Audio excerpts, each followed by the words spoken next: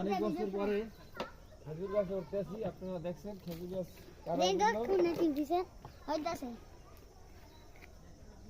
এই রে দেখ কেমন আমার আব্বু খেজুর গাছ উঠছে তারপর খেজুর নিয়ে খেজুরের রস নিতে আর আমরা সবাই হুনে গিয়ে ভিডিও করতে আমরা তো দেখতেনি এখন আমরা এই যে খেজুর গাছ আমার আব্বু উঠতেছে বাবা তারা উঠতে পারতেছে কিন্তু রসিটা মধ্যে একটু কষ্ট হইতেছে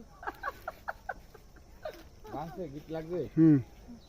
আর আম্মু না আসতেছে আমার কথা বুঝি না আর একটা মানে কত গাছ আর হ্যাঁ এত খেজুর গাছ আর না নাইকেল গাছ আর ওই যে একটা খেজুর গাছ খেজুর গাছ আমরা তো দেখতেই পাচ্ছি 20 বছর পরে আমরা সবাই লাইক করে দিবেন খেজুর গাছ উঠছে, আপনারা দেখতে পাচ্ছেন। পাশে থাকলে পাশে মারবেন বিসমিল্লাহির রহমানির রহিম। বিসমিল্লাহ রেখা জানে এনে খেজুরের রস নিতেছে আমি তো ভালো করে কইতে পারি না গাইস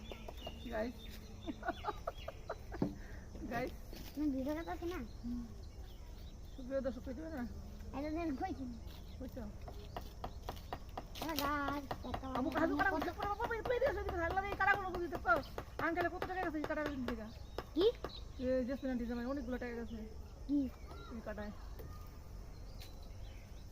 ওই যার কাটা লাগবে ঠিক আছে একটা বলেন কাটা সর ভাই সর ভাই দেখতে পাচ্ছেন কাটা শেষ। আজকে মনে হয় যে 30 বছর পর খেজুর গাছ উঠছি। কি আপনারা দোয়া করবেন, ভুলে যাই না এটাই ইনশাআল্লাহ।